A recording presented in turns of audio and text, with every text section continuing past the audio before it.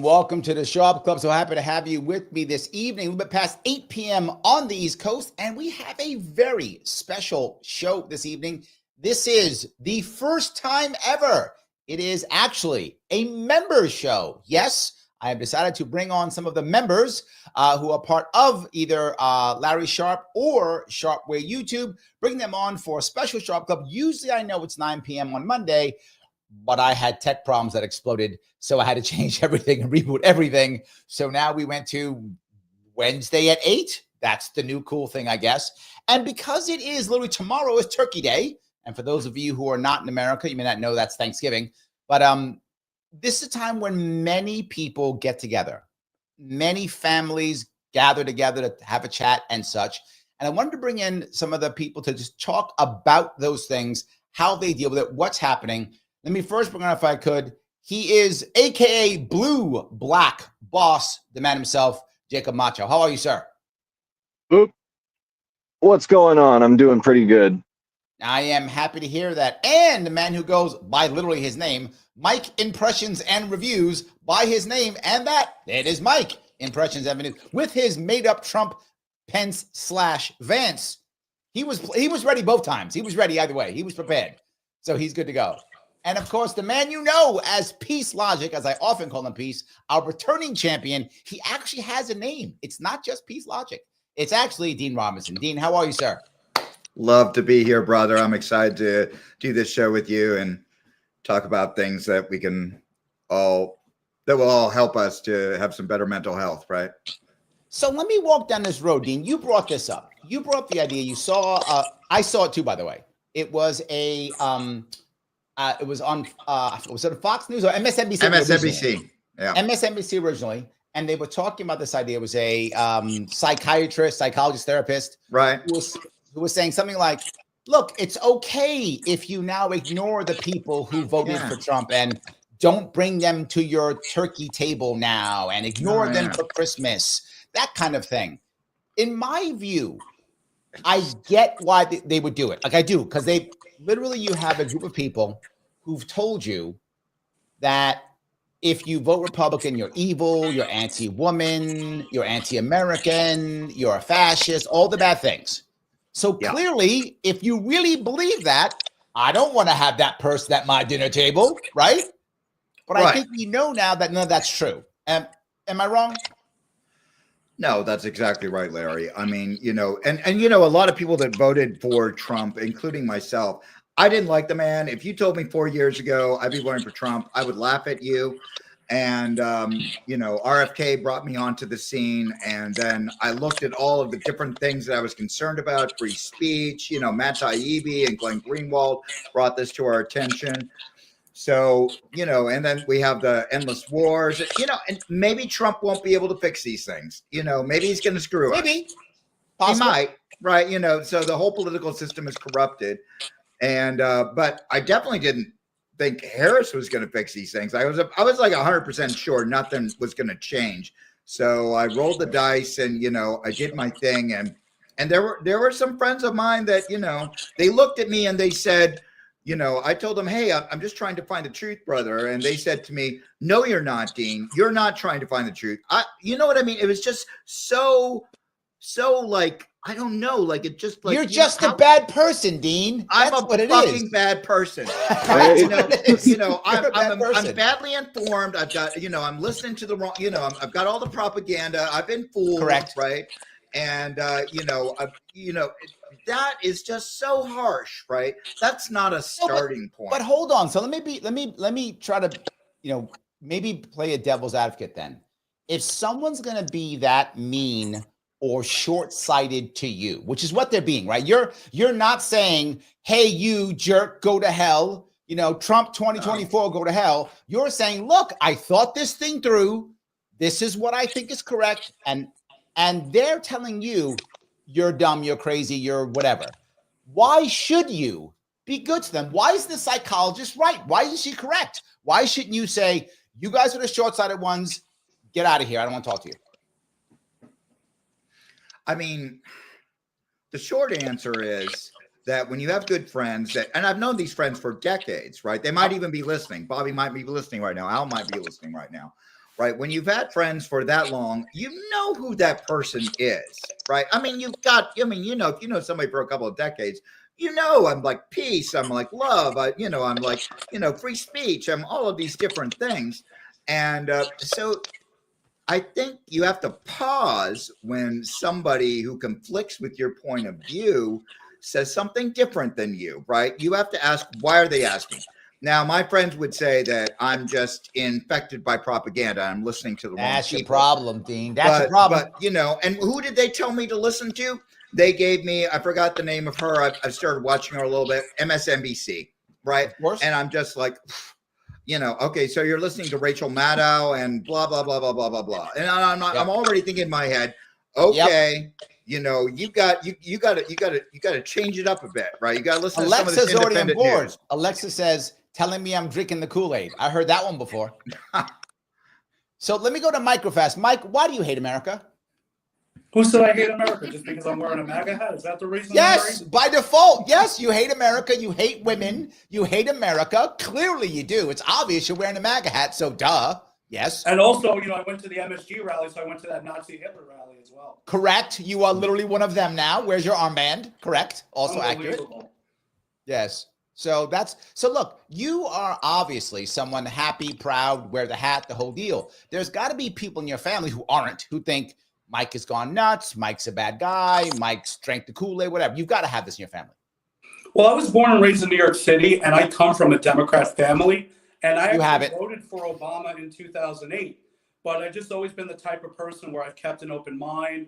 I don't vote based on party. I feel like you're more in a cult if you just vote on party and you don't vote on like candidate, and you're not looking at the particular issues. So I've just always been open as far as who's the wrong one running for, the different positions. And, my parents, they're Democrats as well. But, we're family, we're so close. They're my parents. So something like politics, yeah, it's a part of me, but it's not the whole me. And they wouldn't let something like that get in the way of their relationship with me. So let me ask you here. Now, all of a sudden, you got to go over to your mom's house, your dad's house, whatever. You got to go to your family's house. I remember seeing something. This was for like a Daily Wire skit or something. And if I remember right, it's like he goes like the Trump loving uncle now comes to Thanksgiving, right? And he starts out with like, it's okay, don't worry. And then all of a sudden he's like doing dances, talking about Trump. He's going crazy, blowing off stuff like that. Do you go over with the hat? Like, do you go over to like your liberal friend's hat with the hat on? Do you do it? You always have to know your audience. That's the key thing. So when it comes to my family, yeah, they vote, but they're not extremely into politics. They're not like a political junkie like me. So it just depends, on your audience about, wearing the hat, or as far as like with political discussions. I remember in 2016 when it came to my mom, she's not very into politics, but she was making the prediction like Hillary's going to win. Hillary's going to win. I was telling her, no, Trump has a chance, and I support Trump, and I think he's going to win it. And then when he won it, you know what? She called me up after the election, and she said, you know what? You were right, and you were correct, and you were very smart that you thought that he had a chance. Wow. And I stand corrected. Wow, now, my mom, look at that. It's not like, a lot of other people out there who would hold a grudge after the election. So she, accepted the results. Got it. Wow. So Jacob, how many friends have you lost? Let's see. Let me go down the checklist real quick here. I'm on the account that I'm a racist, a bigot, a misogynist, all of those words. Yep. All of the ists and phobes. No. Yes. All the ists, all of the phobes. People I've pretty mixed feelings from some people. I feel like I do a pretty good job though at trying to kind of elaborate myself around the subject, so that way we can kind of reach a level-headed understanding, so that way it's not breaking into that, you're this, you're that, you're so stupid. Like, I have had people on the internet go, it is insane. It baffles me how people treat one another. Just simply off the political belief. You have like super cool looking hair, so that's got to blind people. Like I think you convince people just with cool hair. I know throws people off sometimes. just do a little bit of this, and all of a sudden they're like, okay, whatever, you're fine. Is that it? You're good? Is that how it works? Sometimes, no, Larry, sometimes you know it doesn't. Thing is about this whole thing, we're taught as far as being in America that we're tolerating people on different ethnicities, right? We're tolerating people on different races. You're supposed to tolerate people on different religions. You like different ice cream. You like different foods. You like different sports teams. But oh my gosh, politics? You're a Republican? You're a Trump supporter? I can't tolerate that difference. But everything else in life we can tolerate, but we can't tolerate that. Even people putting on their dating apps like, oh, I've seen women with dating apps. Oh, you're a Trump supporter? Make sure you swipe away and go to the next one. Yes. You know? So this things like that. The dating part. We can't work this out. The dating part drives me nuts, right? Like because look, aren't we? I mean, I don't know if any of you guys are single or out there dating. But if you're out there dating, it's already challenging to find someone that you want to date, already challenging. So now you got to, there we go. So now you got to add on top of that, you got to add this part too. Wow. Like I've already got about this and that and the other thing. And I don't like this. I don't like that. Now I got to add on top of it. Are you a Democrat or Republican? Are you a Trump supporter or not? Wow. We are making it harder. I would like people to date and have relationships and have fun and enjoy each other and be intimate. I would like all of those things. And wow, we are making it as hard as humanly possible. It's RFK made me lose a date. Okay, don't send a picture. Don't send a picture. Here's an example. Don't send a picture with your arm around RFK. Okay, if you're looking for a date. I mean, maybe there are. So even RFK has become as toxic as Trump now, is what you're saying. Well, yeah. I mean, he's connected to Trump now, right? That's that's why I voted for Trump. I voted for Trump because I trusted RFK. Not just that, but I couldn't vote for Harris because Matt Taibbi and the Twitter files and and Mark Zuckerberg and the letter, and you just realized that the FBI was infiltrating free speech. So, I mean, these things scare me, right? I don't think most people are voting on that topic, but it's actually one of the most important topics because if we can't actually converse with each other, if we're going to somehow demolish free speech, and I do like Elon Musk. I mean, I know he's fickle and sometimes, he's shifting and so forth. He wasn't happy when people were tracking his airplane traffic, right, with his kids and everything like that, and deleted the account. I remember that. Yeah. So, he's not like, he's not perfect, but I do believe in his heart that he's trying to establish a medium in which we can actually have real conversations without being censored. Well, here's the other piece I want to bring up. Now, you bring it up, Dean, I like this. This is the idea that a lot of people voted for Trump not because of Trump.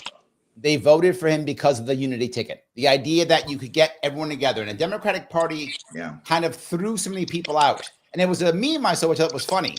They showed all the former Democrats. So it's RFK Jr., Elon Musk, Tulsi Gabbard, and even Donald Trump's a former Democrat. They're like, the Democrats actually won. Just the former Democrats won. Right? So they actually won. The Democrats 20 years ago won today, right? Or whatever. So that's like the thing. It's kind of weird. But now it's almost like if you were any of those people, you like them. To Mike's point, it's guilt by association. So now if you like any of them, now if you like Joe Rogan, I have seen people, or not say, I've heard women tell me this. Oh, I can't date this guy. He watches Joe Rogan. What are you talking about?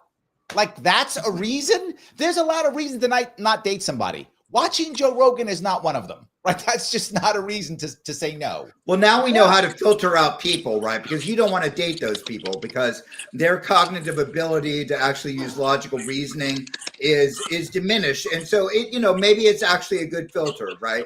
I mean, I don't know if you can help those people.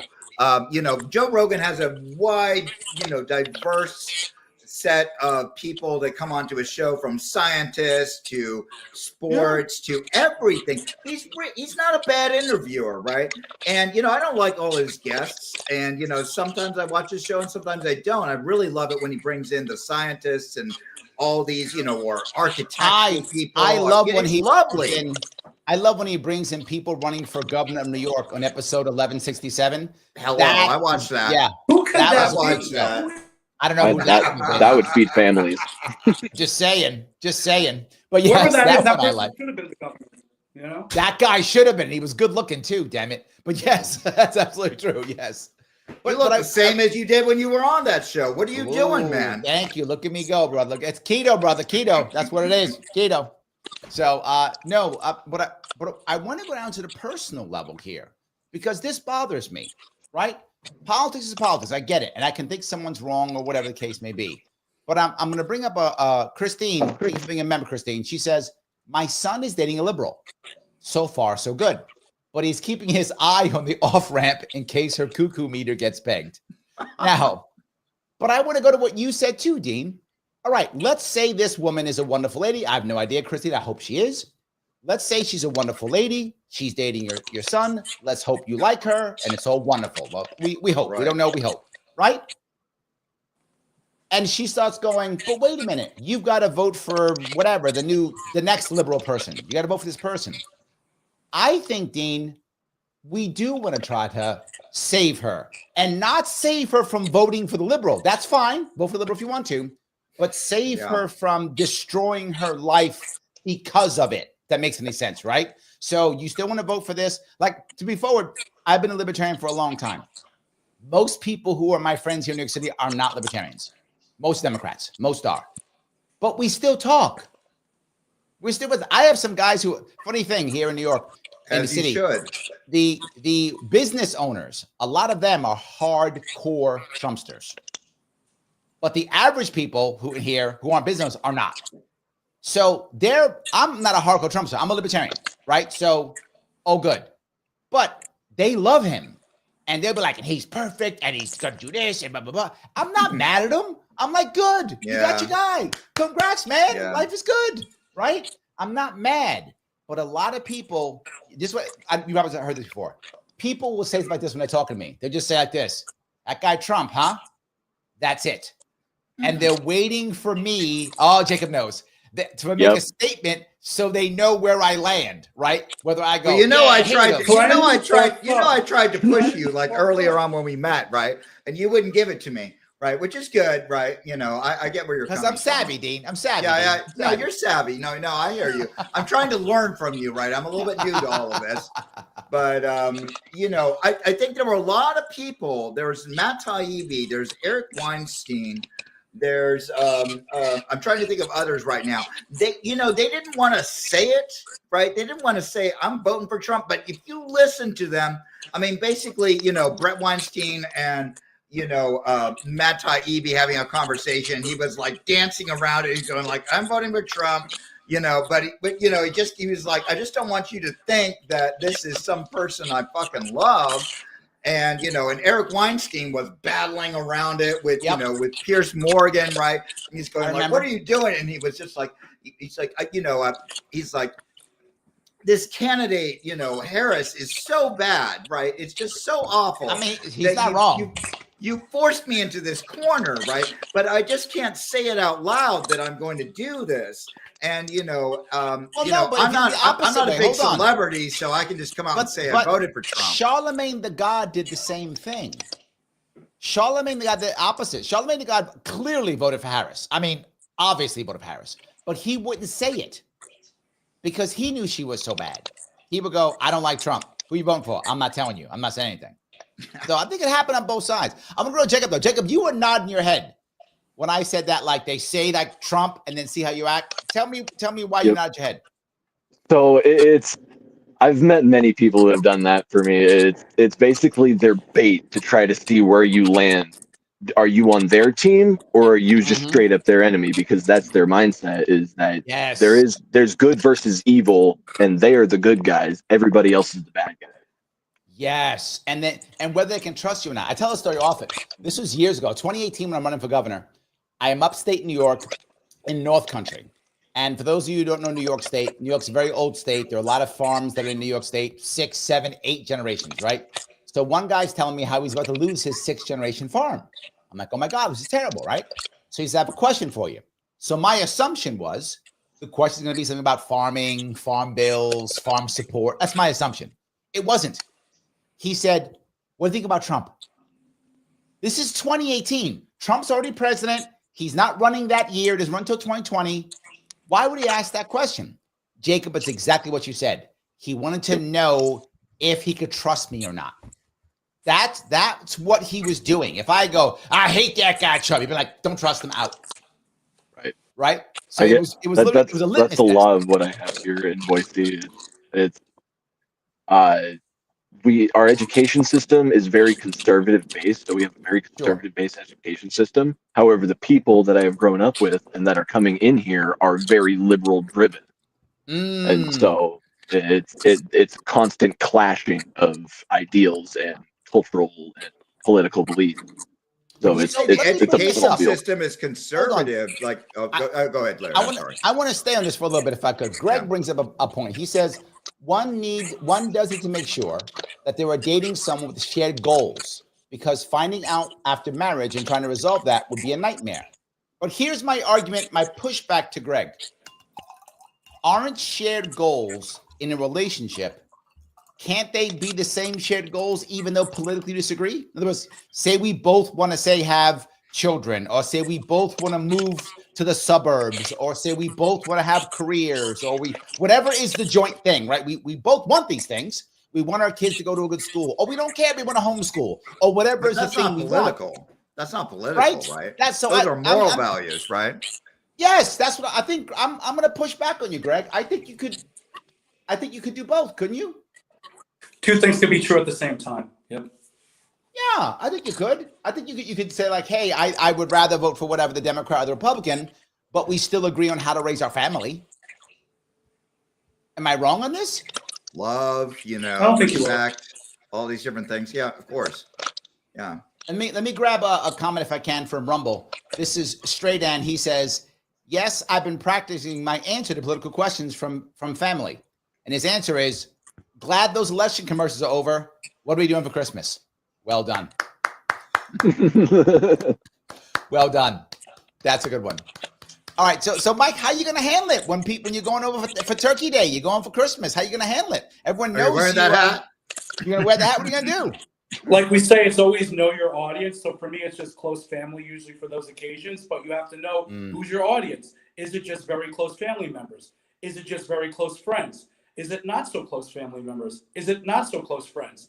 Is it coworkers that you're going with? Especially if it's coworkers, I would be very careful with anything political, because certain jobs, if it's a government job, you're not really supposed to be getting too political. That might affect your job. Or even if it's not, you could have it that the coworkers are talking to you, the next day back at work.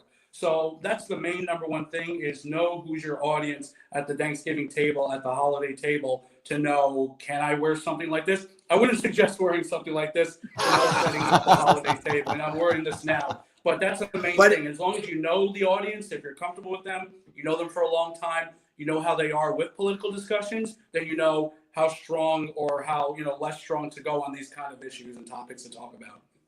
But if you wear the math hat, people are confused because it's not quite as popular, right?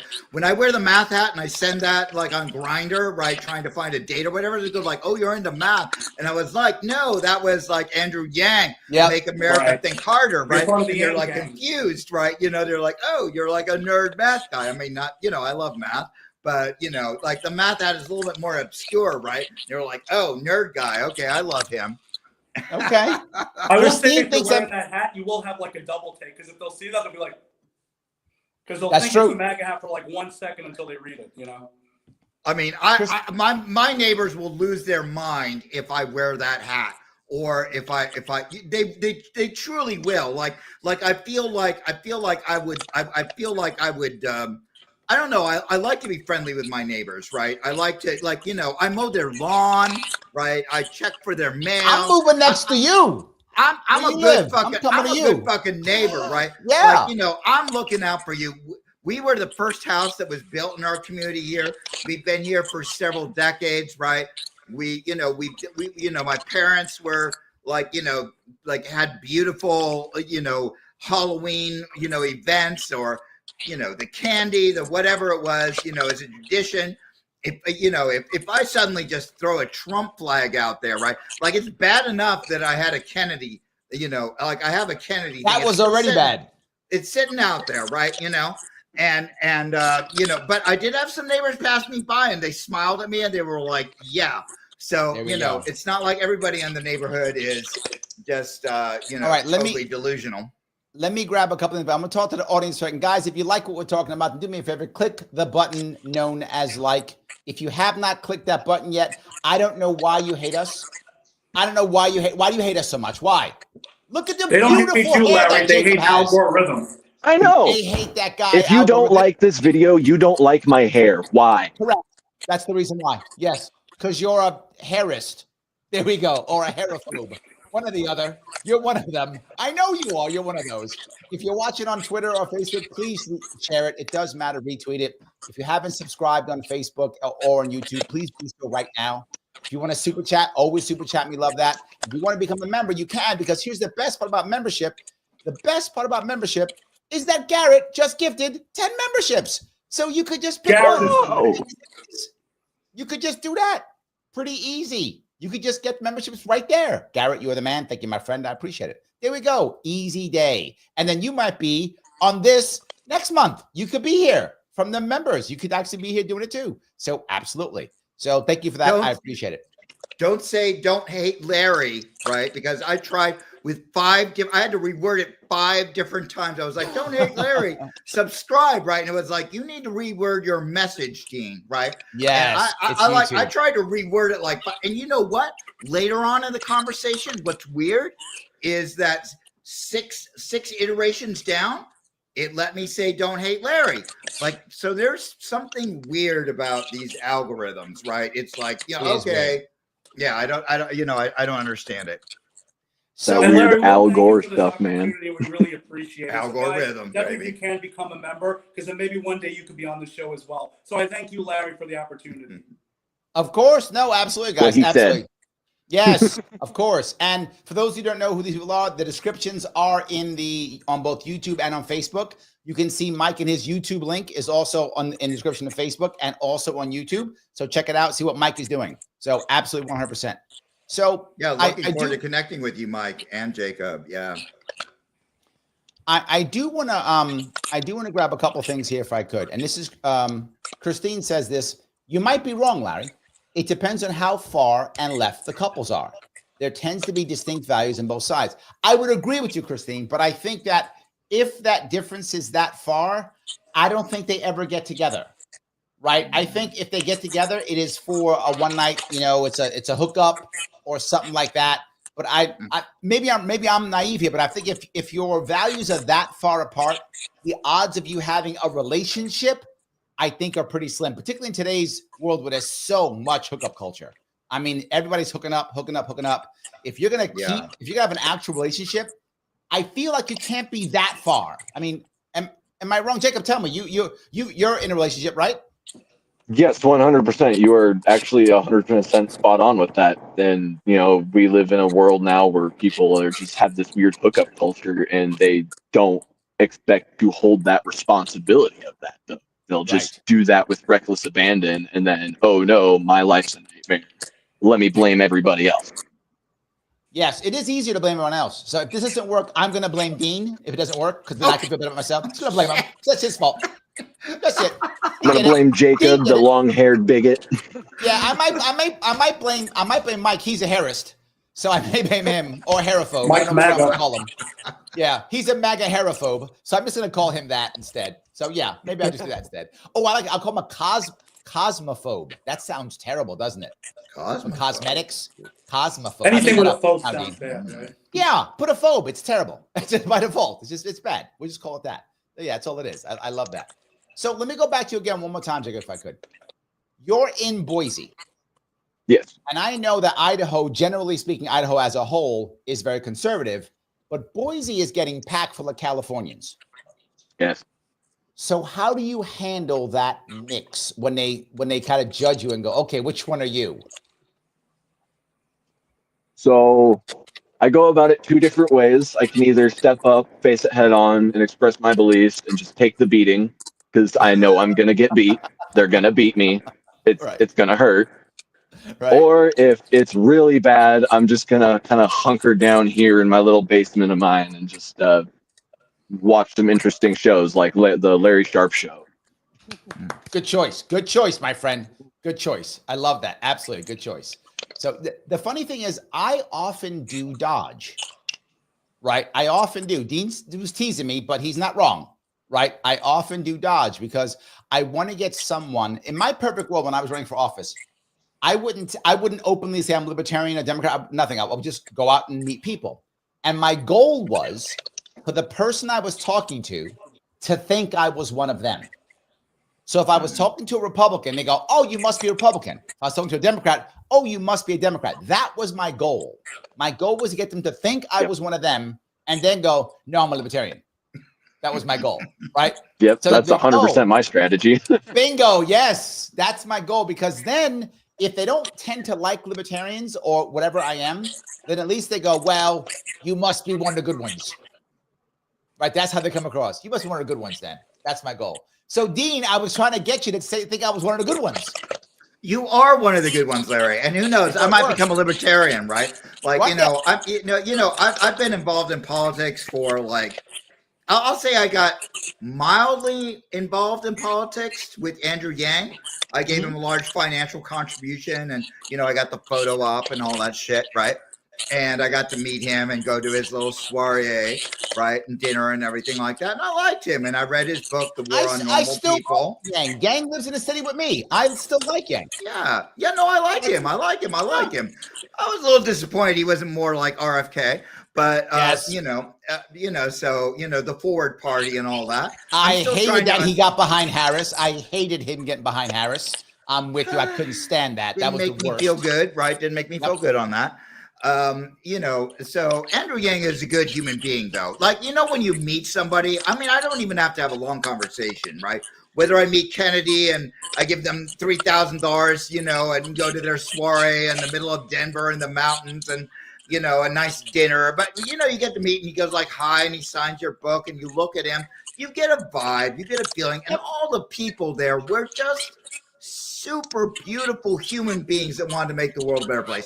You could tell by the crowd because I had many intelligent conversations from people that own vineyards, from people that, all the people that were there, right? They were just so full of fucking love. Yep. And so that's a very good vibe. Now, that doesn't mean that, that RFK is right about everything, but he is trying to do the real thing. He is trying to do the right thing. Okay. And so, that certainly is a starting point for me. Hold on. I want to touch this piece. Dean, you've hit a piece here because this goes with what Christine said. Christine's talking about that therapist. She goes, apparently you don't have to be sane to be a therapist. I'm going to go one step further, Christine.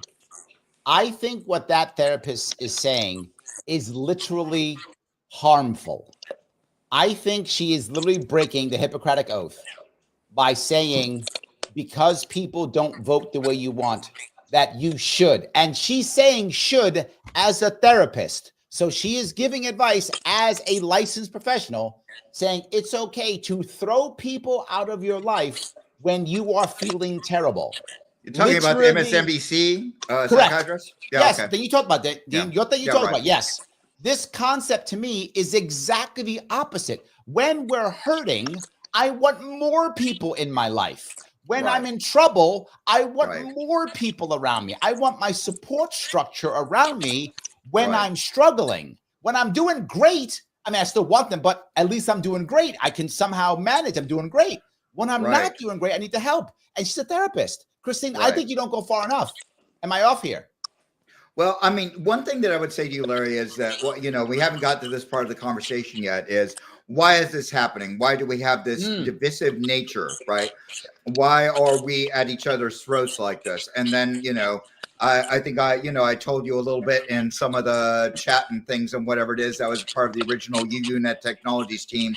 We were the first commercial internet company. We were super excited. We were nerds, and we were like, we're going to bring love to the world. Communication is going to be free and open and all these different wonderful things, right? And, so we were part of AOL. We were the backbone of AOL. One of my first dates was chatting inside of AOL chats, right? And all that stuff. That was the very beginning. So we have to understand the nature of what's happened to social media, because I think that is where we are failing. We have a million voices and we're tribal, and we look at a personality. I can look at you, Larry, and I can go like, I like you, Larry. You know, I just get a good feeling from you. Okay. Vibes. You know, vibes, right? Vibes. But like, I got to have more than vibes, right? You know, Yes. I mean, you might be wrong about shit. You might just be very charismatic, Could right? be. You might be very charismatic, and you tell me all these different things, and I just fall into it, and I fall in love with you, right? But I love it. So yeah, but we need to have a structure within social media that we don't have right now. And I've been trying to think about this for a while. Like, how do we correct what's going on with social media? Because at the very beginning, when I was part of the first commercial internet company world, UNet Technologies, we were so excited. We were about communication, and people get to talk to each other all over the world, Russia, China, Israel, we're all talking to each other. It's going to be love, right? And then it turned into this mess. I think part of what we can look at is Jonathan Haidt wrote a book called The Coddling of the American Mind. And there are many other people that are commenting, Glenn Greenwald and Matt Taibbi and so forth. These are important people to listen to. I'm not saying they're always right, but I believe their heart is in the right place. And we need to find a structure in which we can communicate with each other. And we don't really have that right now. Right now, we have a million voices that go like, hold on. Fuck this, fuck that, right? Touch this. Hold on. I'm going to touch this, Dean. And I think I get where you're going with this. And I think there are two things. I'm going to give you some hope. Some hope. Good. I need some hope, brother. I need some fucking hope. Two things. Number one, MSNBC is in trouble going under. Now, why is it a good thing? Not because I don't like MSNBC. I don't like MSNBC. But that isn't the reason why. It's because they have become so straight in this one side attack. They literally hire racists. I'm not joking. To be on the show. Joy Reid is a racist. I'll say that publicly. She's absolutely racist. And she's literally on, and she has a great show and doing all kind of good stuff. And they're being punished for it by the market finally. To your point, Dean, it's taken a whole lot of time, but I think it's happening. The second piece is the shows that are doing decently well in the news are the independent shows that have two sides having conversations.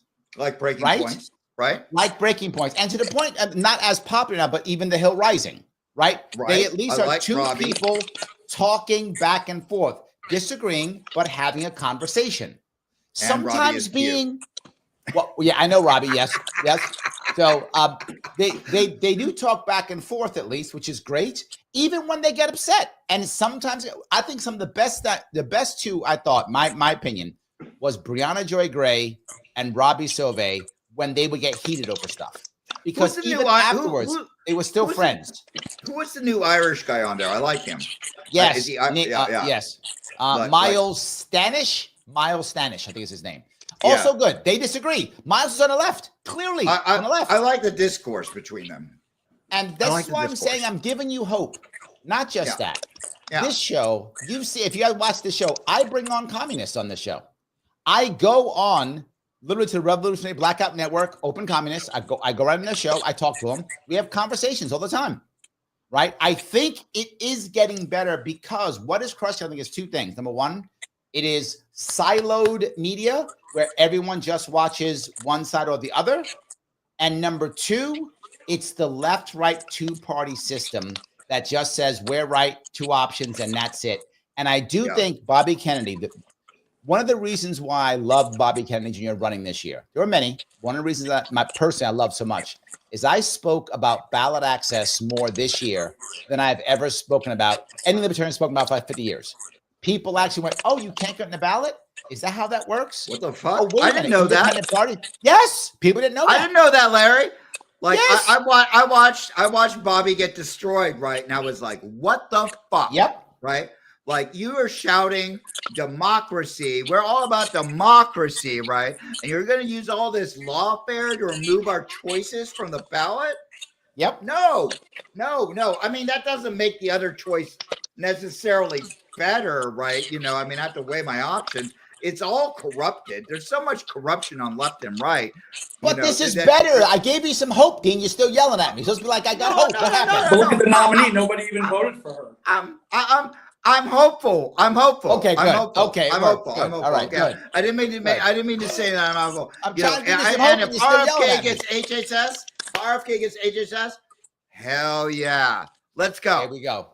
All But right, Larry, so to go to tell your me- point about with social media, I think you're definitely right as far as like a silo and an echo chamber, because what happens is with YouTube and other social media outlets, you're watching a certain thing and their mission is just to make money and profit. So they're just going to keep feeding you those things. So if you're on YouTube like me and you're watching different conservative YouTube channels, YouTube's thinking to themselves, how do I have it that this person continually, as many hours throughout the day, stays on YouTube and keeps watching it? I just got to keep feeding them what they like. So then we end up just dealing with people, you know, who have similar views than us. And we were talking about Joe Rogan earlier, and the person was saying about, oh, I don't want you watching Joe Rogan.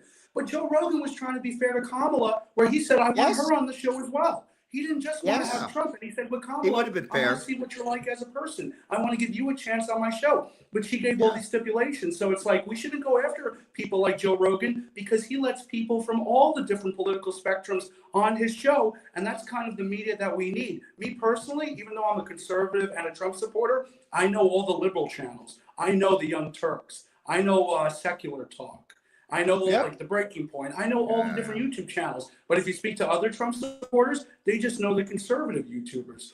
So that's the issue. Is as we're becoming more like an echo chamber, we're becoming more divided because of social media. But Mike, no. I'm going to give you some hope too, as I gave Dean. There are more and more people like you who you have your view, but you still watch other stuff too. I'm the same way. My field, in when you go to YouTube, my For You page isn't all libertarian stuff. It's not. I get the Revolutionary Blackout Network. I get Secular Talk, right? And I also get Fox News, and I also get Daily Wire. Like, I get all of them because, to your point, I put all of them in, and that's a challenge. And I think if you go back 10 years, almost nobody did it. But I think now more and more people are doing it. Jacob, tell me I'm right. You are honestly 100% right. Here we go. I knew Jacob would hook me up. I knew he would. I knew he'd hook me up. Yes, absolutely. I knew he'd hook me up. No, but Jacob, do you have hope, or what's going on here? Really, do you have hope? Jacob, I'm asking you if you have hope. Do you? Oh, you're asking me. Yes. I'm definitely hopeful for the next 4 years, but I mean, at the same time, my fears are very real because I've become so aware over all of the different factors that play into like one issue that it makes it seem like this giant colossal task that'll take forever to do. But folks do it. But in the hopes that, you know, there's enough of us that we can be able to tackle all these issues as one, but we need to be able to do that as one, not these two divided areas where it's like, oh, well, you're this, you're that. Well, what's supposed to happen, right? And for my day job, when I do business training, I always say, in the best case scenario, the best chance of an organization to have success, it has to create an environment of diversity of thought with unity of purpose, right? If you can create diversity of thought with unity of purpose, you have increased the odds of success. You still may fail, but you've increased the odds. Sadly, say it again. They've done that with like video games they've released, kind of to jump on that point. They've released these video games where this diversity and creative thought can echo into this giant chamber where everything works and everything's great. And then you have the other side where it just throws that stuff in just for the profit, microtransactions, all this other stuff. Yes, absolutely. And that's the point, because the person who comes to the microtransaction, they have diversity of thought and diversity of purpose, and that doesn't work, right? The purpose piece has to be unified. The thought should be diverse. What we've done is we just don't care about purpose. We have diversity for diversity's sake, and it isn't even diversity of thought. It's physical diversity versus diversity of thought. And that's the critical part. And what I bring this up, I'll go back to MSNBC. MSNBC will say, well, we're diverse. We have Black people, Hispanic people. women with 3 names. We have all these things in MSNBC, but every single one of them comes from Ivy League school. Every one of them comes from an Ivy League school. Do you really have diversity of thought? No, but you look different. That's true. You got me on that one. You look different, but you all came from an Ivy League school. Do you really have diversity of thought? Where's the guy who came from like Bronx Community College? Where's that person? I don't see that person. And besides that, they're probably mostly also liberal Democrats too, even though they may look differently. You know, it's MSNBC, so for the most part, they're going to be all from the left. You're not having a diversity of the middle or the right. Correct. Absolutely. Go ahead, Dean. I'm sorry to cut you off. No. I think we've got 2 problems, right? One is, what are your beliefs? Like, what do you believe in? What are your moral values, right? And then we've got corruption of information. So right now we've got millions of people that have opinions and they've got charisma, whatever it is. We're trying to find the truth. So if I tell you I'm for free speech, I'm for decent border control, I want to let people in that have a good education and are going to bring, good things to America. They want to be a part of our values.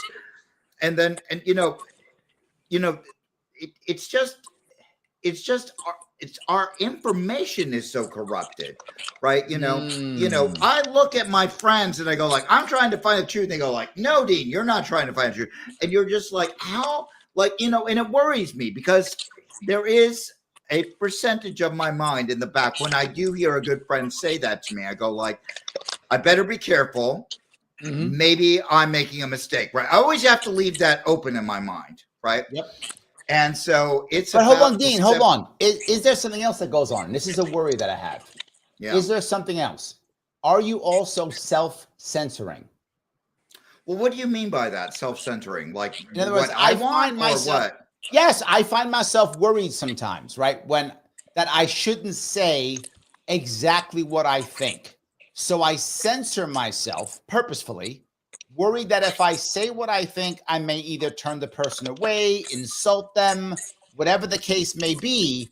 So I hate it, but I'm telling the truth. I'm being honest. I sometimes go, you know what? Let me say nothing, or let me go do a song and dance and go over here, over there, so I don't say the thing that I think. Well, Larry, here's what we need, right? First of all, we need to, we can't have this extreme thing of I'm an angel or I'm Hitler. All right. And, and when we do that to each other, then we're just destroying our ability to communicate with each other. Yes. We need to have a real conversation with each other. And, my friend Bobby would always say, bring me the receipts, right? You know what I mean? Like, where are you getting your information from? Like, where are the documents? Where are the this or what is that? And I do believe that's extraordinarily important because a lot of times we listen to news organizations and they say whatever it is they want to say, and it seems more like opinion or whatever it is.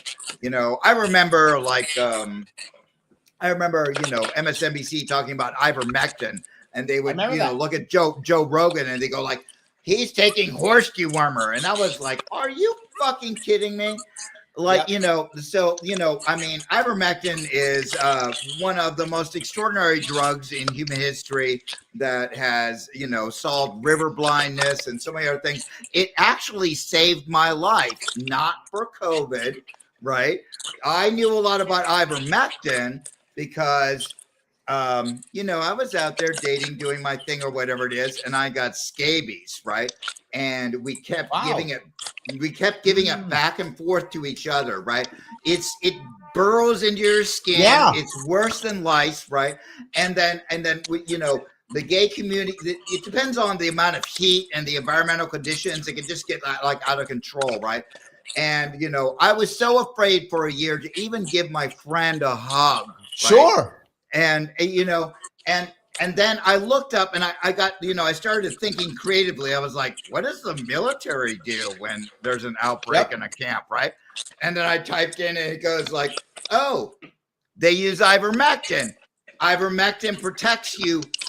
You are immune to scabies for 3 months. So it doesn't matter whether you forgot to wash your pillowcase, right? For 3 months, right? Why would you ever use permethrin, which is an insecticide, right? Yep. To spread over your skin that makes you more itchy or whatever it is. And I still think that you know, that, you know, for scabies, I'll like go back to this. is Dean, off-label. What they've said is they've literally, again, they've created harm. They've actually created harm. Yes. Let me grab a chat from, if I could, from Rumble. Straighten again. Thank you for the $5, Straighten. He says, my 80-year-old dad watches Fox News only. You can imagine where his head is. He has trouble understanding how Trump would make RFK Jr. part of his team. Well, if you only watch Fox, I could understand that. I could. That could make sense. Absolutely. But I guess, you know, I guess they just think Trump's is a good guy, I guess. I don't know. Rick Is says, it the pharmaceutical companies that pay Fox? Is that also influence on what Fox does? Yes. Yes. Rick says, I voted for Trump because F you Dems. Well, yes, I could see that. That makes sense. Yep. I know more people do that. Daniel says, my wife is not involved in politics, and every election she goes. So who are we voting for? I say, well, this is who I'm voting for because X, Y, and Z. I'm not surprised. I still remember many families where the family goes off to vote, and whoever is the elder statesman, whether it's the grandma or the dad or the uncle or whoever, the elder statesman says, yeah, we're Democrats or we're Republicans and we're voting for this because so-and-so. And he'll go, okay. And he'll vote for him. And it used to be, I remember in the black community, it was always the grandma. It was the black grandma. She decided who everyone's voting for. And we all go together in the church bus. And the church bus goes and we all vote who grandma told us to vote for. That's how that works. And I remember hearing the story of the Greek community. It's the dad. The dad decides who the family works for. And the dad comes in and goes, we're voting for so-and-so. And we're all voting. I'm not surprised. I used to actually be a poll worker. And I was just going to say, I used to be a poll worker when I was younger. So I'd work in the school, and my neighborhood was pretty Italian. And you'd have like the older husband and with the older wife. And then the wife would just be like, you know, tell me what to do, husband. And they like go in the booth together. And it's like, yeah, that the husband was controlling everything. He made the decision on who they were voting for. And the wife just went along with it and like put the vote in that the husband was saying. That's what I would see a lot as a poll worker. Yeah. Like with their discussions, you know. It's still true. I think the more the closer they are to coming from Europe, the more they're like that, right? The more they're like, if they're like one generation away, they're much more like that. If they're like 3 generations away, not so much anymore. But they're like 1 generation away. Yeah, I think a lot of that. I see it Greek community and Italian community here in Queens. But that's true. Yes. Adrian says, love should transcend politics. And I'll be very clear. Not just romantic love. Not just romantic. Of course, romantic love, but not just romantic love. There's a whole lot of love out there that isn't only romantic. And I think we sometimes throw that away, right? People want to be loved. Romantic love, of course, is wonderful, but family love is good too. So is friendship love, right? These are all good things for people to have, right? Everybody wants to have love. It's all good stuff. So yeah. All right. So let me move, if I could, to another piece, which is similar.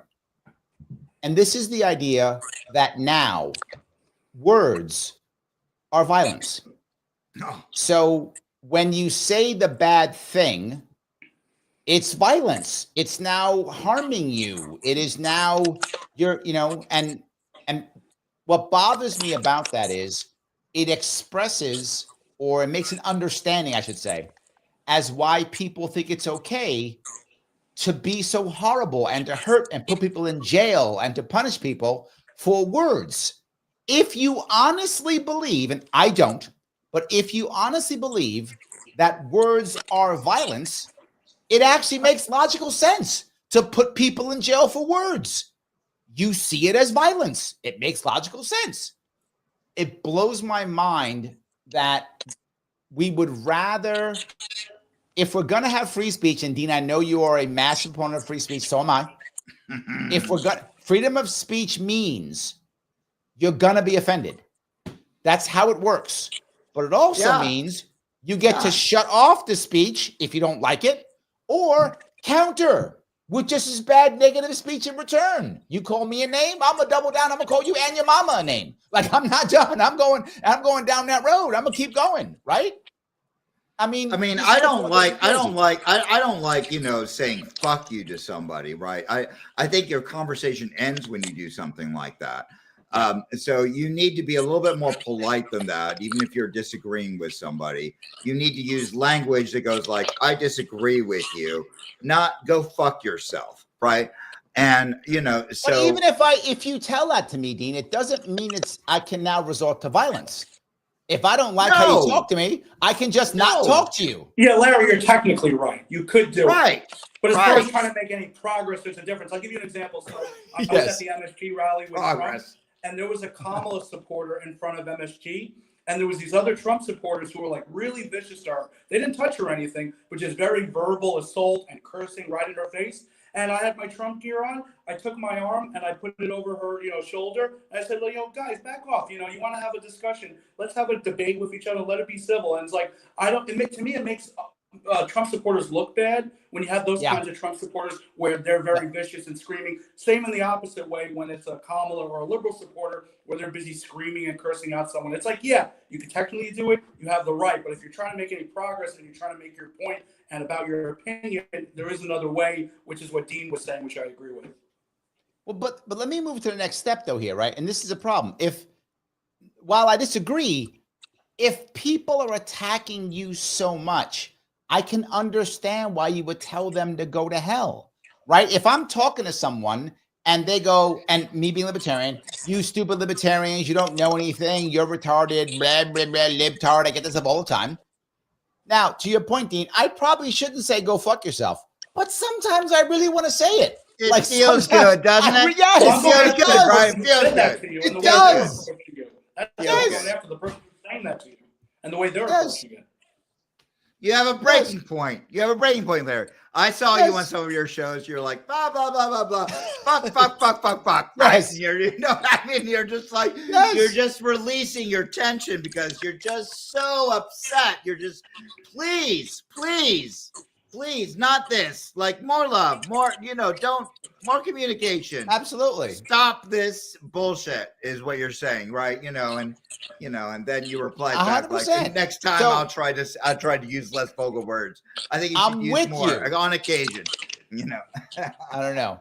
Go ahead, Jacob. Well, so I got a quick question for you, Larry. So you're in full agreement that the freedom of speech is a double-edged sword.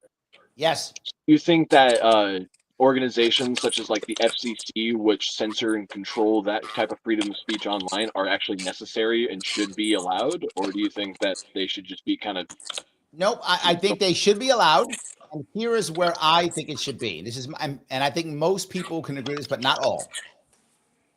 If you say, and this is where it gets gray, if you say, I don't like X people, I think X people are bad people.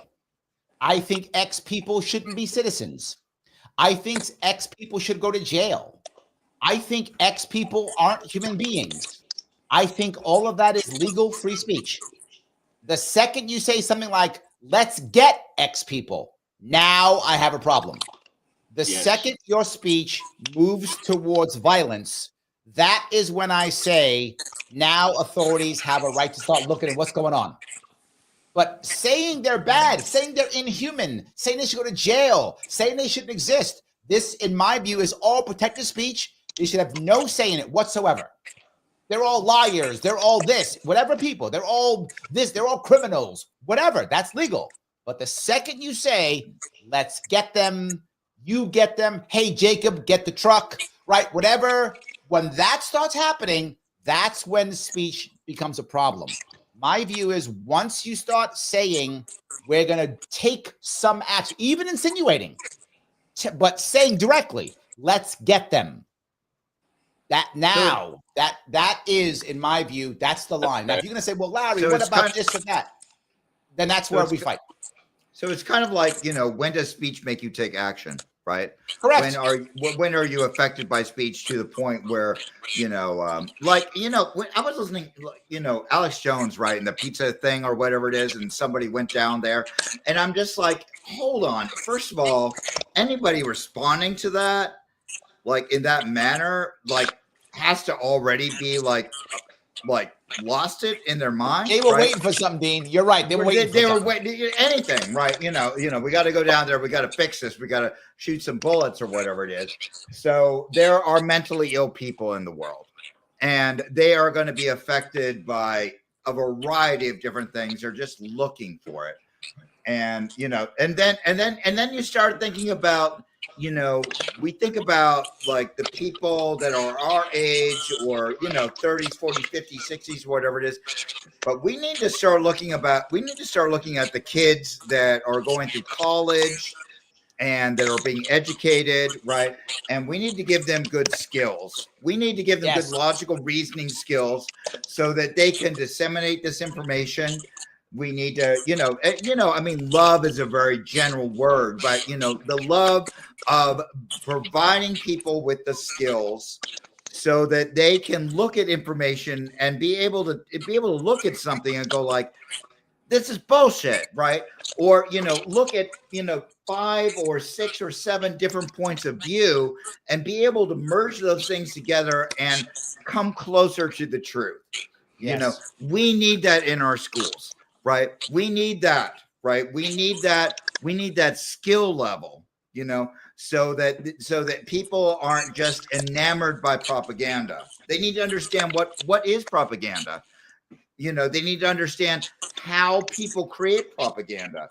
They need to understand advertising methods, right? If I tell you a message, you know, 10 times in a row, right? And if I pound that into your head and I have enough money to pound that into your head, you will start to believe that shit. That's just how our biological minds work. But if you know in your mind and you have the intelligence to know that these are methods, right, that are being perpetrated to change your mind, then you can stop it. You can stop it mid-course. No, I agree. But we're not teaching that in high school. We need that. We need that. We need that education for kids. Let me and grab the thing a is, we've comment. had this discussion Hold on, for decades.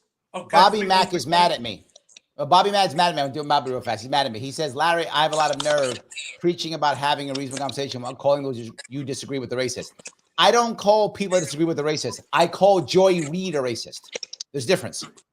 Lots of people disagree with me. I do not call them racist at all. I call Joy Reid a racist because she is a racist, right? It's why I would call Hitler a Nazi because Hitler was a Nazi. Not to disagree with me. That's the reason why I called him that. Lots of people disagree with me, but he was a Nazi. That's why I called him that. She is a racist, so I call her that.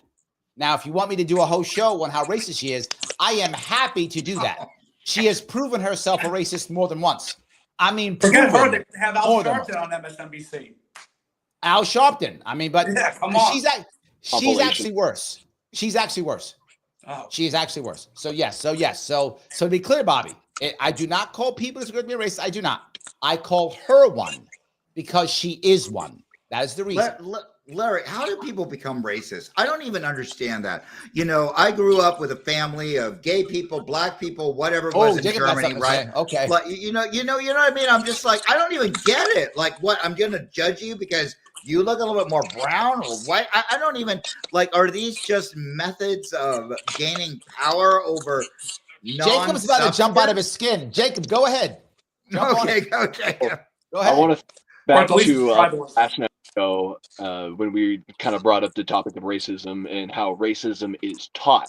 It's taught at a young age. That is what, you know, things are. There are people with different races, and that you need to acknowledge the fact that they are different races than you and make that like an obvious statement. Yes. And look, the thing that I say all the time, and I bring it up constantly, humans are naturally tribal. That is who we are. We are naturally tribal. But we're not naturally racist. We can make tribes over anything. We can make tribes over baseball teams, tribes over where we're born, tribes over how tall or how short we are, tribes over colors that we like. We make tribes over everything, and that's a normal thing. But tribalism, and whatever, yes. And tribes can also mix and match because we marry intertribal. We make tribes bigger and smaller. So tribalism isn't by default a bad thing, right? But we are tribal. Racism is specifically taught. And it was taught because we will often become classist before we become racist. The goal of the America, and this is what people, this is there is a truth to the 1620 project, 1619 project. There's a truth to it. It has been completely blown out of proportion. But the concept of it was true, which is American elites went, wait a minute. The people we brought over, who were basically both slaves, whites and blacks and Hispanics, who we brought over all slaves, they're basically indentured servants. If we don't actually do something, they're going to unite and kill us. And that was Bacon's Rebellion. And these are blacks, whites, they didn't care. They went, you know what we do? If your skin is black, you're from Africa, you're worse than the white people. And we're going to make laws that say that's true. And that was the beginning of chattel slavery in America. That was the beginning. If you remember, the thing that makes chattel slavery different is prior, people were enslaved. Slavery has been around, as we know, forever, right? But slavery was because you or your people, however the leaders decide your people, did something wrong. They lost the war, ignored the king, whatever, were imprisoned, whatever. So we enslaved you. But your children weren't slaves. Why? They didn't do anything wrong. So your children were born free. And many people who were born free would buy their parents' freedom. They weren't enslaved because they didn't do the bad thing. So they weren't enslaved. So that was a common practice throughout history. But the difference was in America, you were a slave because you were black.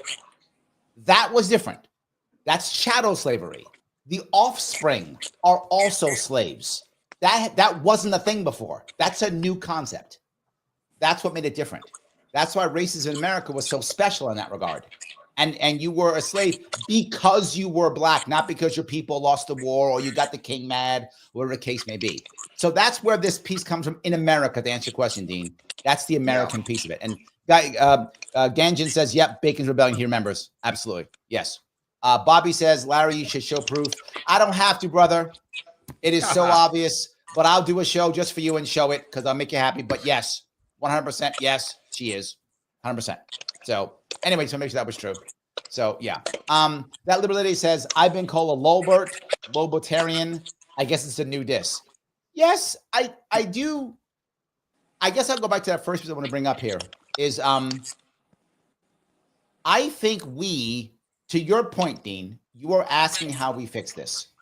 And I think us individually, we have to be stronger. And that's not easy because it is very easy to tell someone to go F themselves when they're mean to me. It is easy to tell somebody to go to hell when they say something bad to me. It's easy for me to it's easy for me right now to just bring libertarians on my show and have a libertarian show and just have a circle where everyone's libertarian. We talk about libertarian stuff. It's easy to do that, right? Right. But I think we have to be stronger. And when they attack us, we have to be, it's like what Gandhi said. I was about this. I bring this up with Gandhi all the time. We often think that being strong and being mean are the same, and that being weak and that being kind are the same. And they're not. You can be strong as iron and still be kind. I bring up Gandhi because Gandhi beat the British Empire, the greatest, most powerful empire at the time, 1920s, 1930s. It was the biggest, most powerful empire at the time. He beat them without an army, without guns, without bullets. He beat them. He was tough as nails. Literally said to him, they said, they're going to imprison you again. He goes, they may imprison me and they may beat me and they may even beat me to death. He goes, then they will have my broken body, but they will never have my compliance. Yeah. That's strong, right? But that's still kind. When they try to get him to fight, when they try to get him to pay, there's a story from the movie. He goes to a local area and the local magistrates are punishing the local farmers with terrible taxation and terrible rents, and they're just crushing everybody. And he walks in, he goes, we're going to stop, we're going to strike. And the magistrate's like, no, you can't do this. I am fining you, Mr. Gandhi, for, whatever, 10 rupees. He says, with respect, I refuse to pay 10 rupees or whatever the number was. I'm making that number up. And then the magistrate goes, okay, 5 rupees. He goes, with respect, I refuse to pay 5 rupees. He goes, then you're released. And he just lets him go. That's it. And again, that is someone who's not angry, not fighting, still strong. We have to be more Gandhi-like, Dean. I'm only asking you to be Gandhi. That's all I'm asking, Dean, okay? I know, just asking you to be Gandhi. That's all. That's it. I wanted to ask you, Larry. I'm trying to look it up right now. Sorry, I'm glancing at my iPad, but I'm trying to find it. I want to say his name is John Warder or something like that. It's these Yes, two I know. black guys. John McWhorter. He's a friend of mine in Queens. Okay, McWhorter. And like his counterpart, which is more Republican, right? Yep. Like, I love their conversations, and I just wanted to sort of like push a little bit out on that for people to watch that. I really love the way they talk to each other. They do seem at times opposed, right? But like I just wanted to say, for people that are looking to people to listen to that have real conversations, I think those are real conversations, and I enjoy that. And it sounds like you also enjoy those conversations. I think that's the future. By the way, Roger, thank you for the $5, my friend. He says cotton was a cash crop, Larry. True. Slavery was about to die until the cotton gin. Wall Street became what it is because of it. There's no doubt that slavery existed for as long as it did because of economics. There's no doubt, right? But my point though is the racism part of it, right? Slavery was working because of economics. But the people at the top, they would have taken white slaves. They would have taken Native American slaves. They didn't care. Black slaves. They just wanted free labor, right? They wouldn't be like, well, I can only have black slaves. If the Native Americans didn't die of all the diseases that the Europeans taken, they'd had Native American slaves. They didn't care. They just want to make cash. So my point was upon the racism piece, not the slavery piece. And I'm not saying slavery was good at all. All I'm saying is it was economic is why they had slavery. It was economic. That was the issue. So there we go. Roger then goes on to say Gandhi was a brilliant racist himself. That's not true. Just look up what he said about Africans, not because they were African, but because they were black. He was not that bad. He was a racist, no doubt. But then again, most people in that time were. And his racism was not because he was a racist, because Gandhi in the 20s, for those of you who don't know, was a lawyer in the British Empire. And he believed he was a citizen of the British Empire, is what he believed. He changed his mind after he saw what happened. And in South Africa, which is where he originally was, and they still have it now, there is a thing called being colored in South Africa. I am officially in South Africa colored. Colored means you are of mixed race. You are black, white, or colored of mixed race. That still exists today in South Africa. If you look in your passport and you have mixed race, it says on your passport, colored. That is insane, but it exists. And it existed then too. And back then, colored people were also Indians. Indians were considered colored. They had a higher status than the black Africans in South Africa. He liked his higher status. So therefore, that's what made him racist in that regard. He thought, oh, the blacks were lower status than me. I like my higher status as an Indian lawyer. He wanted to be white, which is why he began to fight. He wanted to be in the white cars and be with the white people. They wouldn't let him. And he was like, wait a minute. So yes, he was absolutely, but it does, just because someone is racist doesn't mean they don't have other qualities. My favorite president is, I'm serious, and I mean that purposely. We should always judge people by their contemporaries. My favorite president is George Washington, and he was a slave owner. Right. And I judge him for being a great president for one reason more than anything else. And there are problems. He did other things that were wrong. He voluntarily stepped down in the 18th century. He voluntarily stepped down from power in the 18th century. That didn't happen in the 18th century. That was not a thing. That's not a thing in the 18th century. Now, I am angry he did not free his slaves upon his death. Many people who were Americans, when they kept slaves, but when they died, they freed their slaves upon their death. He did not do that, and he should have, and I will judge him for that. But I don't judge him being a slave owner. At least half of our founding fathers were slave owners. I judge people by their contemporaries, not by today's standards. So I mean, when people try to judge people 100 years ago under their environmental conditions, things were just so different, right? Correct. I might have owned slaves. You might have owned slaves, right? Yes. We might have been kind to our slaves. We might have not been cruel people. I mean, who knows? We might have been monsters. We might have been monsters, right? I've alluded to you in the past in some comments about free will and talking about all those things. We're all biological computers and we're trying to make ourselves better and all of these things. And I think these are important things to consider.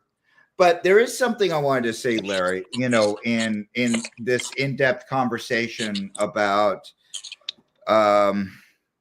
being at each other's throats and everything, right? Mm-hmm. And that is that we're all trying to find the truth, right?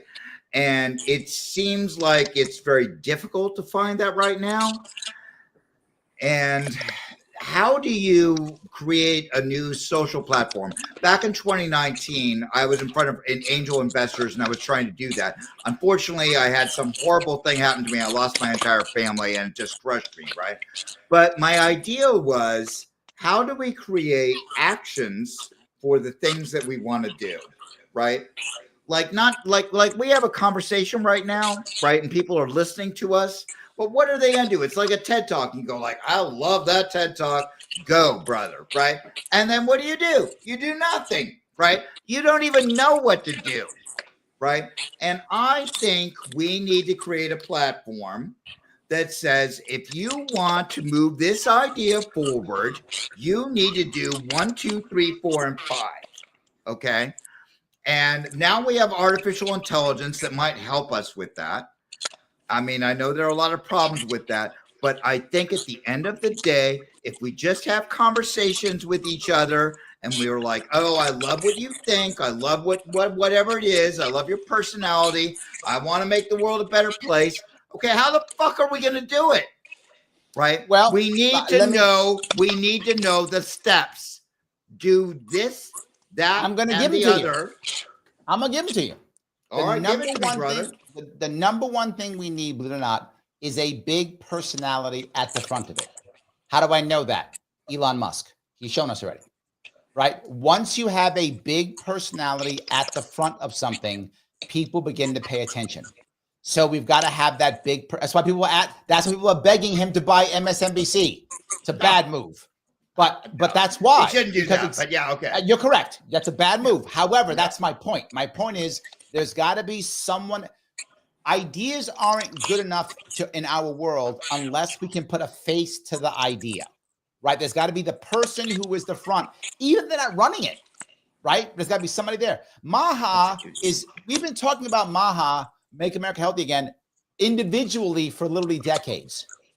But now Bobby Kennedy Jr. becomes the face of it. And now we're talking about it as one. Yes. Don't you feel the emotions?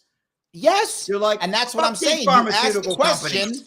Right. You got to have a guy out front, number one, right? Number one. Number two, you got to have a place where everyone to get together for a reason. Yeah. Those are the two things. That's what you need. You do those two things, you will see things that are moving forward. Now, what can you do right now? By the way, Straight Dan actually will answer a question. His name is Glenn Laurie and John McWhorter. That's the two people who are talking that you talked about. Glenn Laurie. Oh, yeah, they're great. I love them. I love them. So, yes. I love that. But anyway, I love that conversation. Here's what we all can do. We can click the button known as like so that this can grow. That's what we can do right now. Everyone watching, click that button. They can also share this if they want to. We're definitely going to do that, Larry, for sure. And we got to subscribe. We got to do these things. If you want to, you can become a member. Now, I may or may not be that big guy up front. I hope one day I am. But whether I am or not, we have to find someone like an Elon Musk or a Joe Rogan or an insert popular person here and get them to buy it. We got to get that person to buy it, Dean. When that person gets it and goes, I'm in, people will get behind them. Yeah. And then we move it forward. Right? I don't know. Larry, you and I might, you and I and your followers and whatever it is, it's possible that we can create that spark. It could happen. Aren't we making a movie next year? Yeah. We're making a movie next year, right? We are. So you and I are going to get together and we're going to talk and we're going to figure out. And I got some amazing musical artists that are, going to do music for it and all that stuff. So you and I haven't talked about the details of that yet, but I'm really excited about that. And so, yeah, man, like you're a fucking good soul, brother. Oh, I like that. Thank you. Let's just let everybody fucking know that.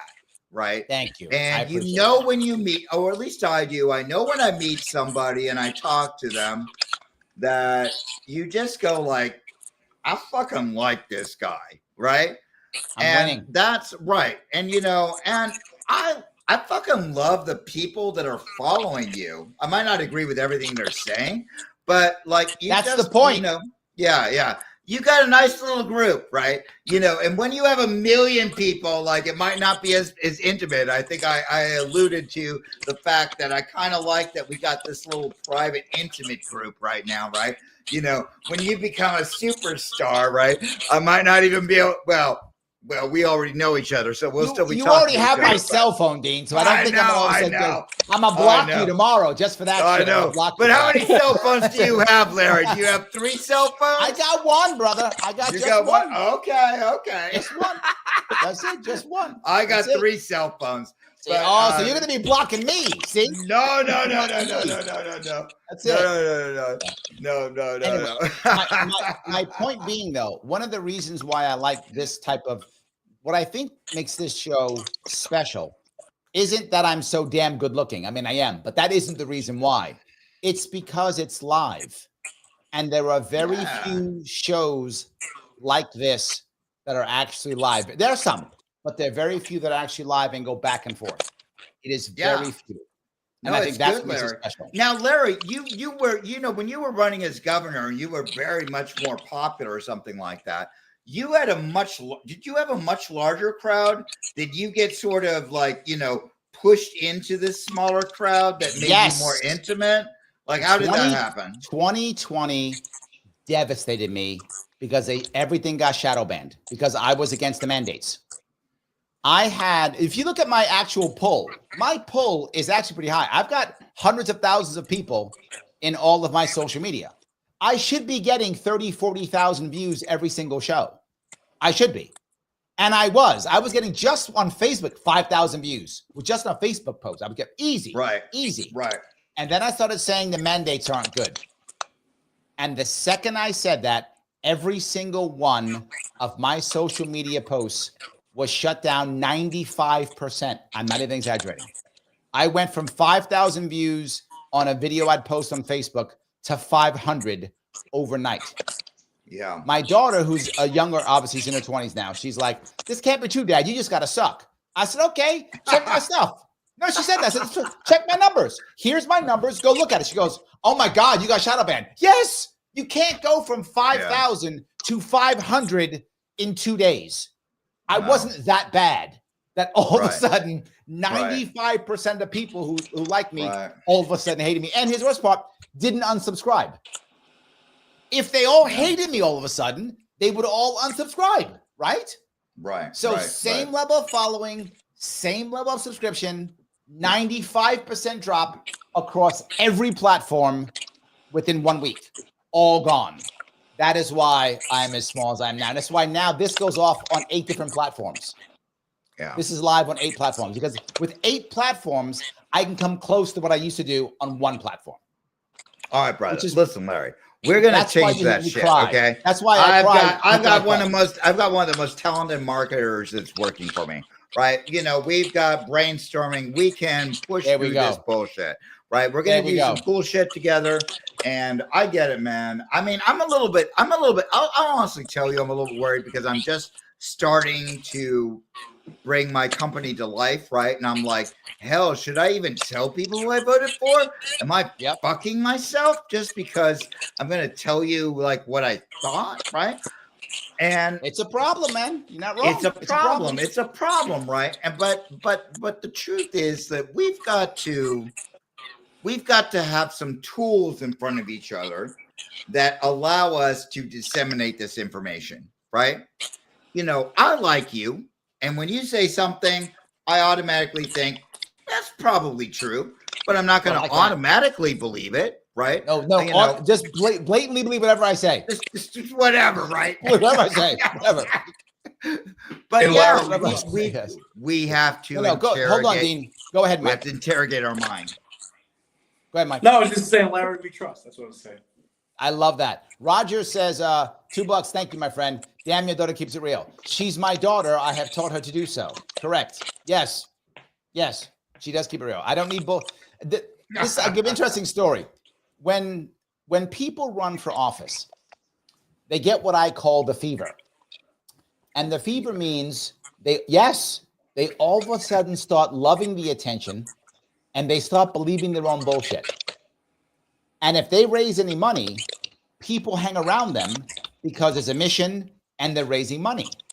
So everyone's around you telling you how awesome you are. You're so great. Oh, Jacob, run for governor. You're amazing. You're awesome. You're so smart. You're so great. And no one's telling you that you're full of shit, even when you're full of shit. Well, that feels good. That don't get me wrong. I like the feeling. Everyone tell me I'm awesome. Feels great. But I recognize that it's bullshit. So I try to surround myself with people who don't tell me that I'm great, to include my daughter and other people around me.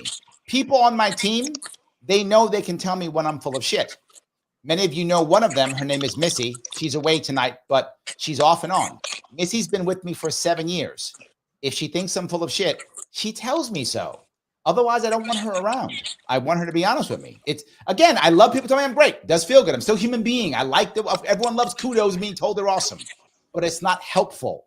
It makes you weak. It makes you fall down. Right. Luckily for me, Exactly. I didn't think so then, but luckily I got my ass kicked horribly in 2010. And I learned a very important lesson, which is no matter how cool you might think you are, no matter how smart you are, rich you are, good looking you are, if fate wants to punch you in the face, it will punch you in the face. It does not care who you are. It will punch you whenever it decides to punch you, and you can't stop it. You just getting punched. That's how it works. Yeah. And it gets worse when you actually win an election. Because when you win an election, they get all that and all yes men around, and it boosts their ego so much they don't want to leave Washington, D.C. And that's why we have career politicians, because everyone tells them who works for them how great they are. Oh, I could be a senator for 40 years. These positions weren't meant like that, senator or House of Representatives. If the founding fathers knew how this would end up with these career politicians, they would be rolling in their graves, including George Washington. 100%, my friend. And I see it all the time. They thought, and I saw people not, I saw it with AOC. When AOC, she's my congressperson. My condolences. I accept your condolences, yes. Tina Forte gave it a good effort. I voted for Tina. I like Tina. I've been on shows with Tina. I like Tina. Like I know these people. I mean, she can be very aggressive, but I'm not mad at her for it. I get her. She's mad too. But anyway, my point being, when she first ran, not Tina, when AOC first ran, her team knocked on my door. Like she was hustling, and I always give her credit for that. She busted her ass for the seat the first time. Credit where credit is due. Work ethic, let us know tomorrow.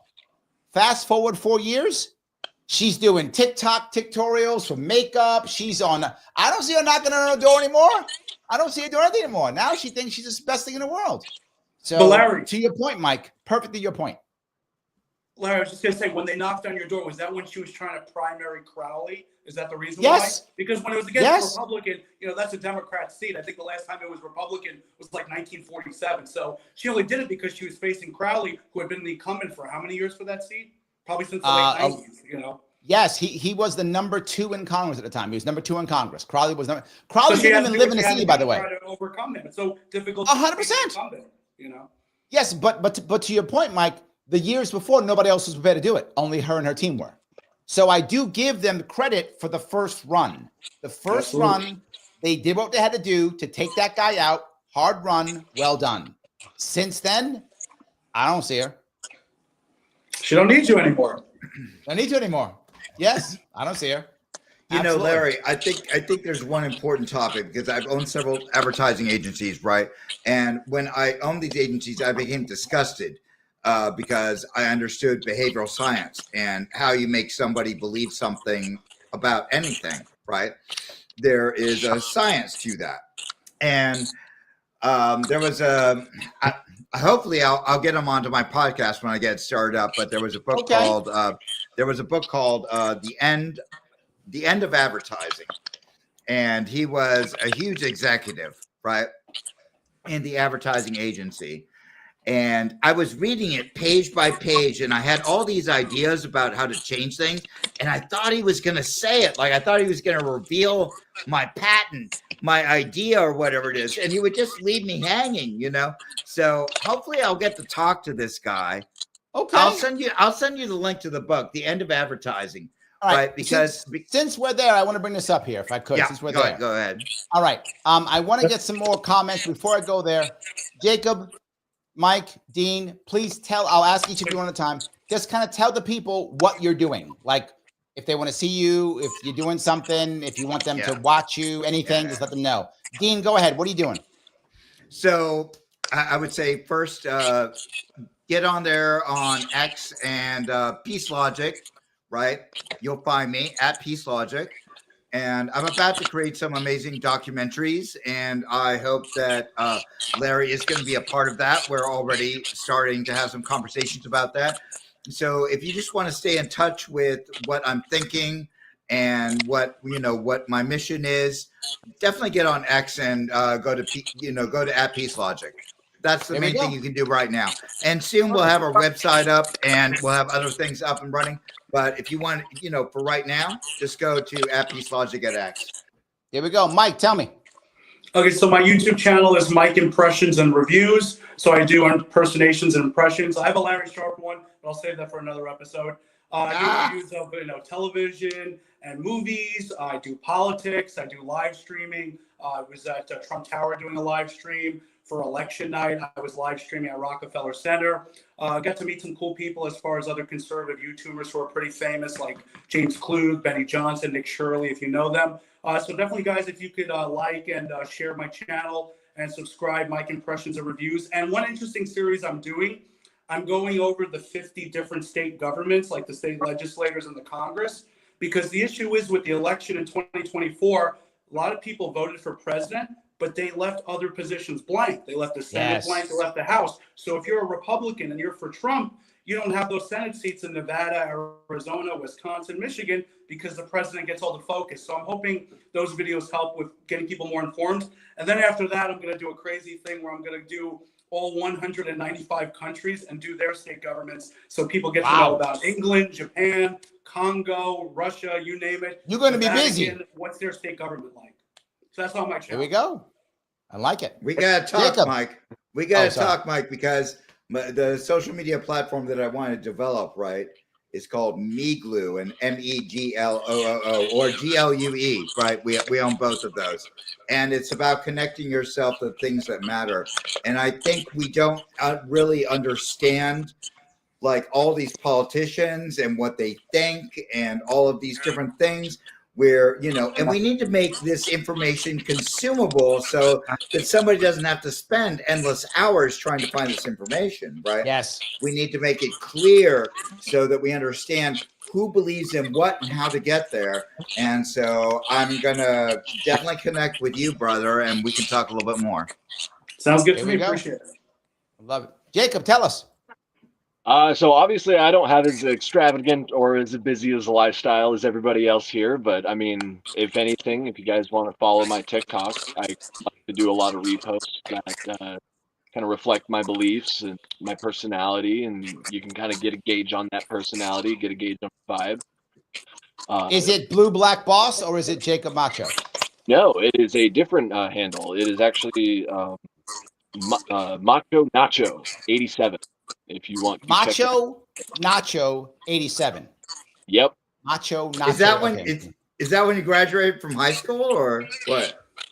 No, I graduated this last year. I'm only 20 years old. Yeah. Oh, you're young. Oh, yeah. He's a young puppy. Okay. All right, brother. All right. Is this in here, Macho Nacho 87? I believe so. Macho Nacho 87. That's your TikTok. Okay, good. I actually have a question for Jacob. Go ahead. Okay, Jacob, since it's Thanksgiving and since you're from Idaho, I have to ask, what is your favorite Thanksgiving food? Oh, dude, I like either the dinner rolls. I love homemade dinner rolls. They're so good. That, or I'm just going to dive right into the mashed potatoes and give me a big old plate of that. That's the answer I was looking for. Mr. You're supposed to do that. With the mashed potatoes. Yes, absolutely. Filet mignon, mashed potatoes, and asparagus. That's my dinner. I literally cooked that for my daughters today, Dean. I literally cooked this. I don't like turkey. Filet mignon, mashed potatoes, and asparagus. Steak and asparagus, no potatoes. I'm keto, so no potatoes for me. I gotta get rid of the potatoes. I'm gonna have Thanksgiving dinner with Dean. He got the good. There we go. Yes, we're over Dean's house. I said we're going. I love it. That's great. Virginia, brother, come visit. Let me grab two of these real fast. Roger, thank you for the $5. He says, Peace Logic. What are you doing with that name? That's supposed to be someone who's the 5% of nations of gods and earth. someone's going to come after you for that name, Peace Logic. What are they saying? Dog or a cat in the background? Hold, is that a cat or a dog in the background? It's a cat. That's my cat. Oh, cat. Okay, sorry. Yes. Okay. What it's 5% of nations of God and earth. Yeah, I mean, the word Peace Logic, I got that domain name like many years ago. I knew I wasn't going to actually use it at that moment. And now it's probably the last company. I've been an entrepreneur for most of my life, but I loved the idea of it. It was just like, I've been a programmer, right? I've been somebody who thinks about all of the different details. Why are we here? What is free will? What are all these different things? And, and like what is the logic of peace? And I love that company name. It basically says, what is the logic of peace? Right. And it doesn't mean listening to like a violin in the middle of, you know what I mean? It's all the fucking details. Right. I like it. About fucking. It's about fucking. It's about love. It's about the story of our life. It's about the drama, everything. What is peace logic? How do we get there? Well, there we go. Let me ask Alexa. Alexa says, I would trust Larry over the majority of other politicians or even political commentators. Oh, thank you, Alexa. Thank you for the $5. Thank you. That's amazing. So I have to ask Jacob, what is your cat's name? Her name is Junebug. Junebug. Little over a year now. Oh, she's a baby. She's very noisy too. That's okay. I don't mind. Who is the lovely lady behind you? This is my girlfriend, Christina. We have been together. You've been together how long, you said? 3 years. Oh, so you got her before the cat? Yes. Okay, good. Okay, that's good. Same political beliefs? Did we have this discussion? Oh, yeah, hold on. Is she like the same political beliefs as you or not? Oh, yeah. What are you? When did I start? We about to break them up right now. We about to break them up. It's all my fault. Relationship. We're about to wreck everything right now. Oh, my God.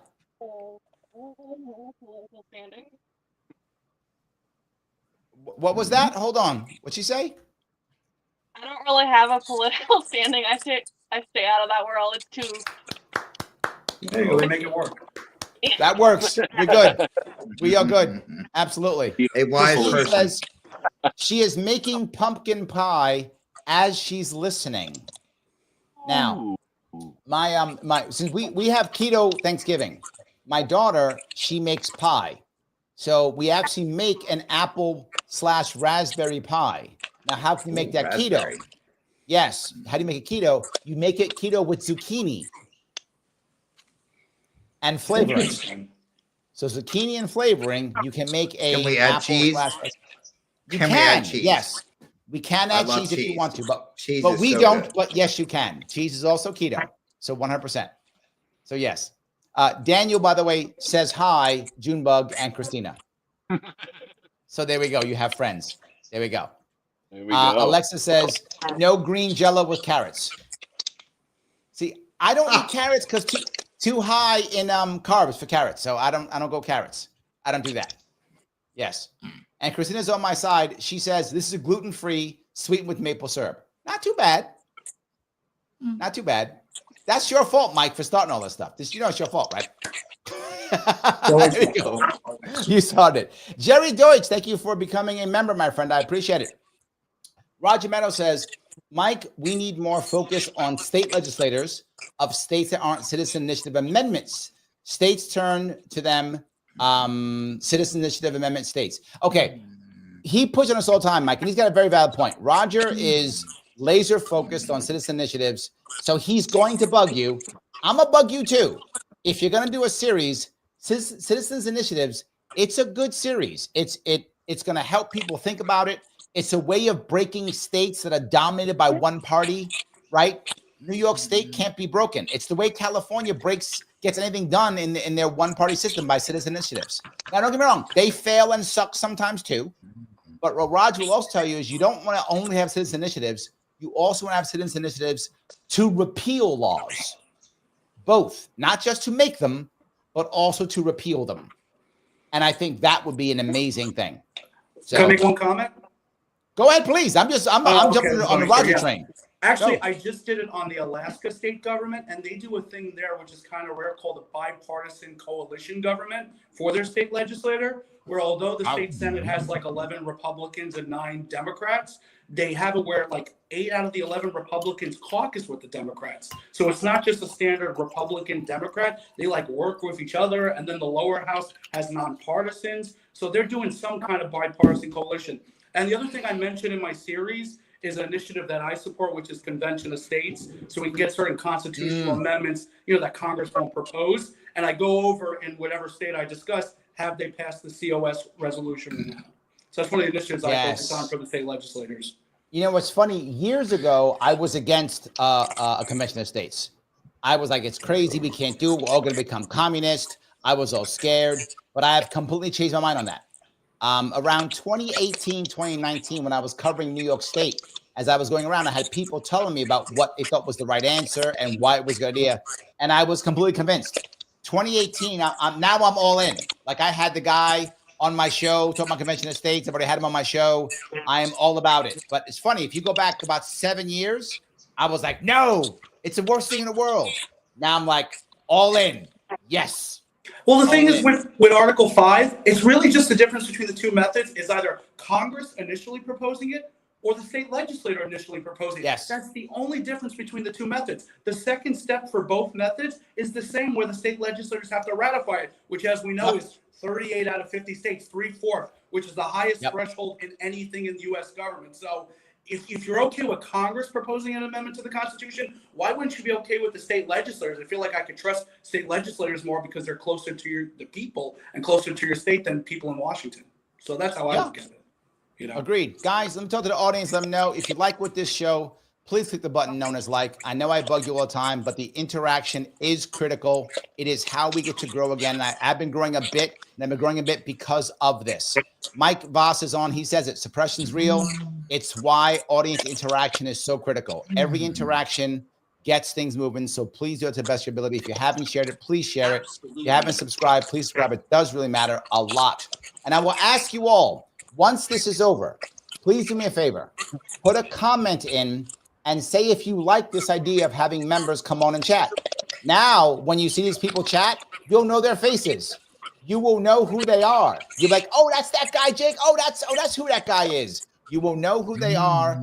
It brings us closer together. I like it. If you don't like it, let me know. If you like it, please let me know. I'm gonna let you guys go. Jacob, anything before we wrap up?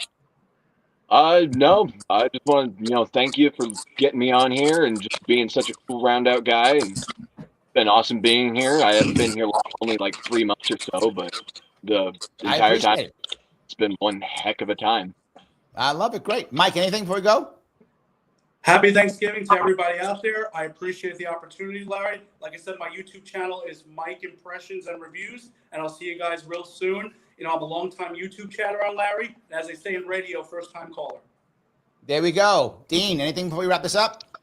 Follow me on Peace Logic on X. And really, really nice conversation. I think it was a really good show. Jacob and Mike, I'm going to follow you, and hopefully we can stay connected. And a lot of, let's all, I think at the end of this, what we really want to say is, let's stay optimistic. Right. And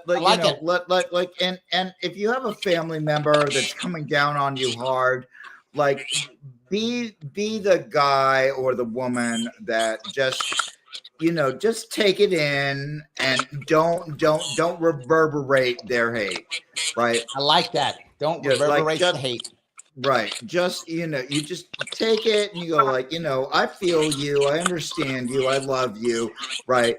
Don't just shout back at them with some mean thing. Right. Let me add back onto this. I'm going to add on to what Dean just said. Guys, if people are aggressive towards you, all you can do is remember something. The odds are they're not angry at you. They're angry and you're in the way. Yeah. That's what you have to understand. They're angry and you're in the way. That's a good Remember, anybody who was there would get that same anger. Right. It's not personal. Yeah. If you accept it as personal, you'll respond personally. if you get there just angry, stuff didn't go the way they wanted, and now they're angry, but you happen to be there. Yeah. Here's the worst part. If you're close to them, they're more likely to be mean to you. Why? It's the same reason why a little kid gets mad at their mom more than the uncle. Because the kid doesn't know if the uncle's going to smack him or not. But the kid knows the mom will love him no matter what. So the kid is a terror to the mom and really nice to the uncle. Only because the kid doesn't know if the uncle's going to smack him or not. No idea. Same thing. The more they're close to you, sometimes the meaner they get. So I want you to think about that. And when it happens, let it go. This will pass. If you're as close as you think they are to them, they will come back to you, and you'll keep them. And then remember that you weren't a jerk. You will actually be the one that they'll go back to. Guys, thank you all so much. That's a beautiful ending point, Larry. Roger wants me to give Mike his number. Mike, I will give you Roger's number. He has. I will do it after the show. Guys, thank you so much for watching today. I appreciate it tremendously. Thank you, everybody, for watching. I will not be on tomorrow or Friday because I'll be on vacation with my family for the holidays. However, vacation. Look at my vacation. I'm gonna be right here in my home. But still, my vacation. But I will be back on Saturday with an AMA. I will see you all.